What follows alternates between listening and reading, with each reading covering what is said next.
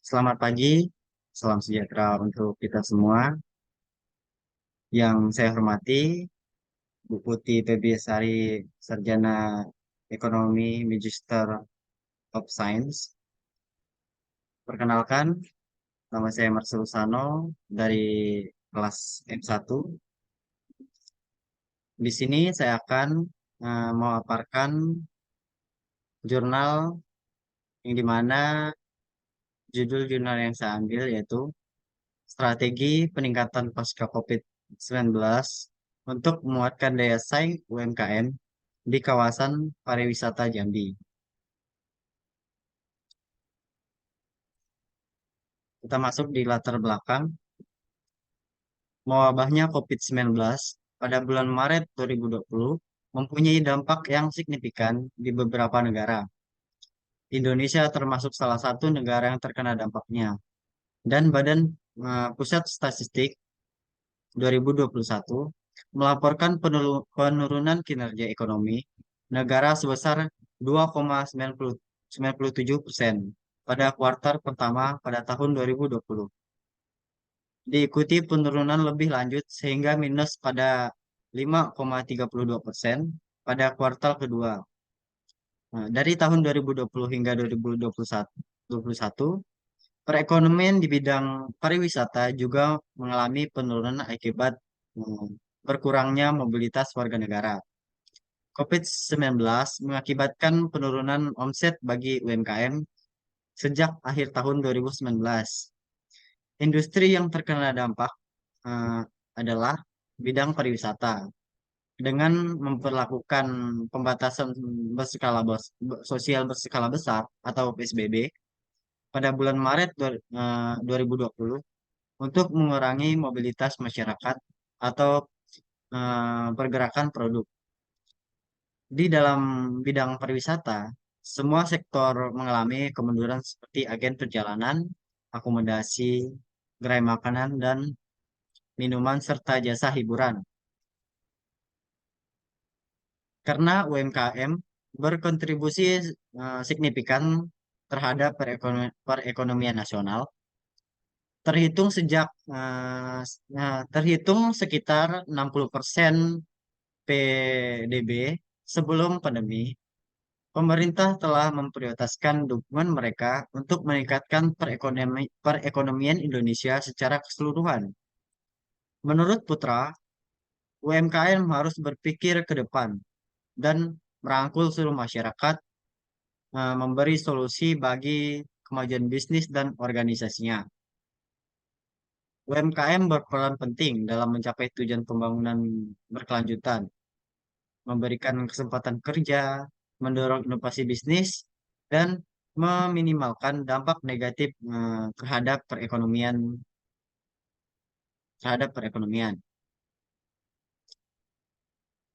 Kita masuk di rumusan masalah. Di sini terdapat 5 pertanyaan.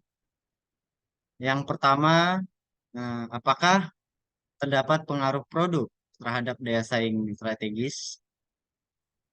Yang kedua, apakah terdapat pengaruh permodalan terhadap penguatan daya saing UMKM?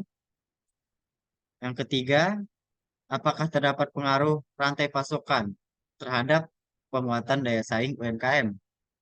Dan yang keempat, apakah terdapat pengaruh produk terhadap strategi daya saing yang dimediasi oleh pasar?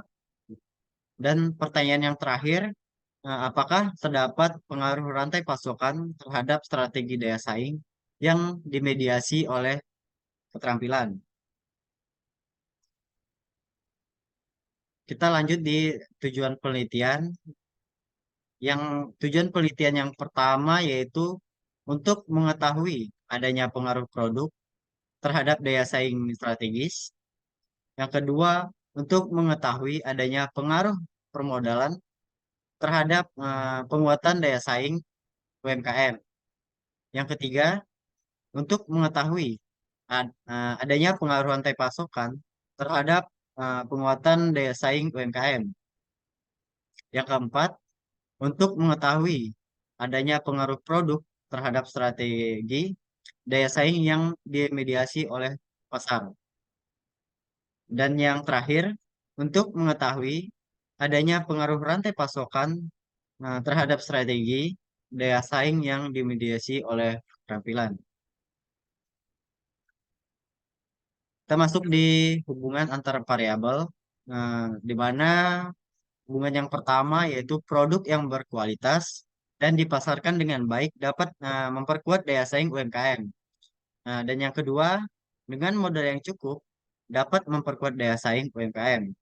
Yang ketiga atau yang terakhir, dengan rantai pasokan yang baik dapat memperkuat daya saing UMKM. Kita masuk di model penelitian, di mana H1 yaitu produk eh, berpengaruh terhadap kuatnya daya saing UMKM. Dan H2 yaitu modal berpengaruh terhadap eh, kuatnya daya saing UMKM. Dan H3 yaitu rantai pasokan berpengaruh terhadap kuatnya daya saing UMKM. H4 di mana produk berpengaruh terhadap kuatnya daya saing UMKM yang dimediasi oleh pasar. Dan yang kelima, di mana rantai pasokan berpengaruh terhadap kuatnya daya saing UMKM yang dimediasi oleh keterampilan. Sehingga dapat disimpulkan hipotesisnya yaitu H1 diduga produk mempunyai dampak positif dan signifikan terhadap daya saing strategi. H2 diduga permodalan mempunyai dampak positif dan signifikan terhadap penguatan daya saing UMKM. Yang ketiga, diduga rantai pasokan mempunyai dampak positif dan signifikan terhadap penguatan daya saing UMKM. H4, diduga produk mempunyai dampak positif dan signifikan terhadap strategi daya saing yang dimediasi oleh pasar. Dan yang terakhir, H5, diduga rantai pasokan mempunyai dampak positif dan signifikan terhadap strategi daya saing yang dimediasi oleh tampilan. Kita lanjut di eh, metode penelitian, yaitu eh, metode dalam penelitian ini menggunakan metode campuran, yaitu kuantitatif dan kualitatif. Dan untuk mendapatkan data menggunakan penyebaran kuesioner dan wawancara yang eh, melibatkan 120 responden dan menggunakan analisis SWOT. Kita masuk di analisis hasil penelitian. Di sini tabel yang ditampilkan merupakan hasil dari uji validitas dan reliabilitas, di mana reliabilitas bisa bisa kita lihat nilai R hitung lebih besar daripada nilai R tabel. Nah, eh, maka dapat dinyatakan valid. Selanjutnya, eh, hasil dari reliable dapat dinyatakan hasil dari reliabilitas dapat dinyatakan reliable karena nilainya dapat di eh, nilai nilai yang didapat lebih dari 0,60.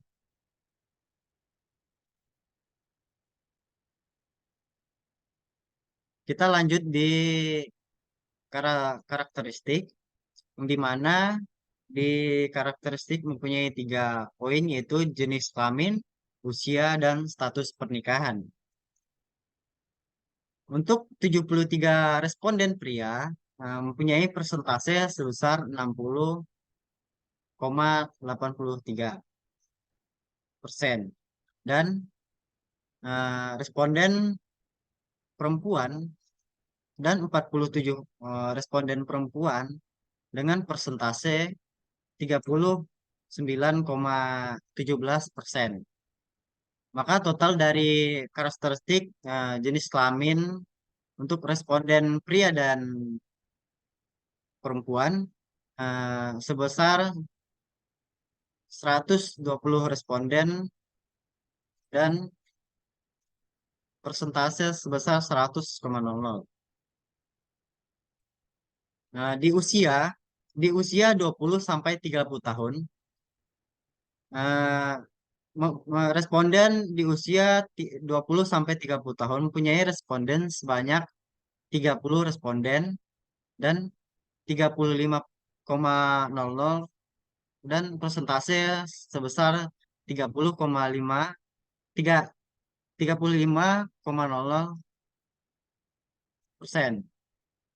dan eh, dan 40 dan di 31 sampai 40 tahun mempunyai responden sebanyak eh, 49 responden dengan persentase 40,83%.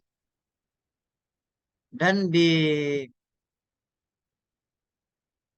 atas 40 tahun mempunyai responden sebanyak 41 responden dan tiga eh, dan mempunyai persentase 34,17. Dan total dari responden berkarakteristik usia sebesar 120 responden dan persentase sebesar 100,00.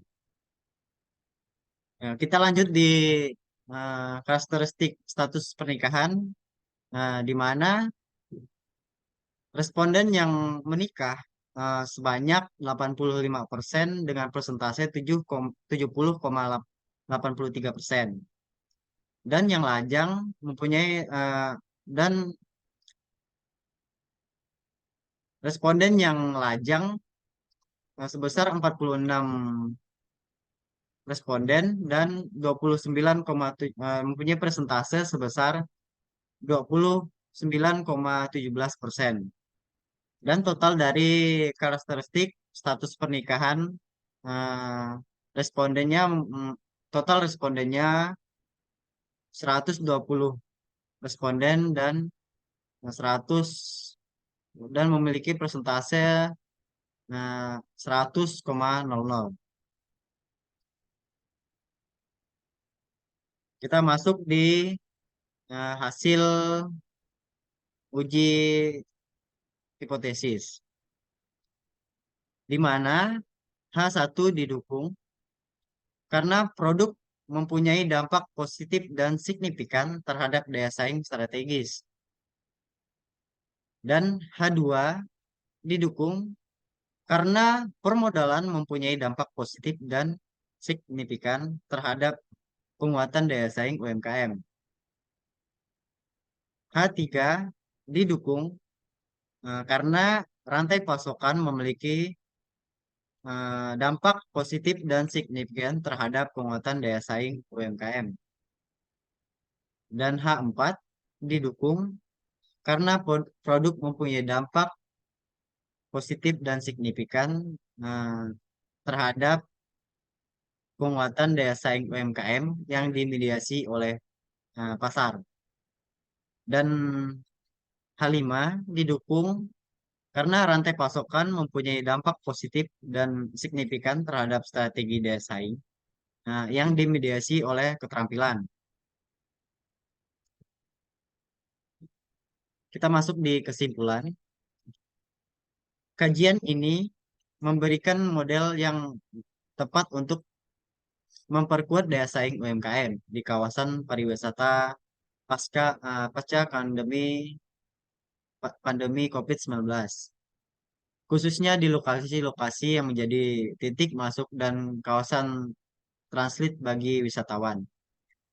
Pendekatan yang disarankan adalah peningkatan kualitas produk, kapasitas permodalan, manajemen rantai pasokan, diversifikasi pasar, dan peningkatan keterampilan. Studi ini mengusulkan serangkaian strategi alternatif yang digunakan untuk meningkatkan daya saing UMKM. Salah satunya, strategi tersebut adalah dengan memanfaatkan lokasi wisata wisata strategis untuk memasarkan produk untuk unik yang mencerminkan kearifan lokal dan karakteristik daerah. Selain itu, pemerintah juga berperan penting dalam meningkatkan daya saing melalui kemitraan vertikal dan horizontal. Inovasi dan diferensiasi penting dalam menonjolkan keunikan yang merupakan komponen krusial dalam menarik wisatawan dan menjadikan UMKM sebagai ikon daerah. Nah, baik, kita masuk di kontribusi penelitian, yaitu Fitri Ali sebagai konspektualisasi dan metodologi penyusunan draft asli, penulisan review, editing, dan pengawasan. Tona Aurora Lubis eh, sebagai konspektualisasi, metodologi. Nah, selanjutnya ada Musa ini sebagai validasi, analisis formal, investigasi. Investigasi. Selanjutnya, Elimiayana sebagai validasi, analisis formal, dan investigasi. Dan yang terakhir adalah Muhammad Haris Saputra sebagai penyusun draft asli, penulis review, dan penyutingan. Baik, mungkin sekian pemaparan dari jurnal yang saya kutip tadi. Akhir kata, saya ucapkan terima kasih.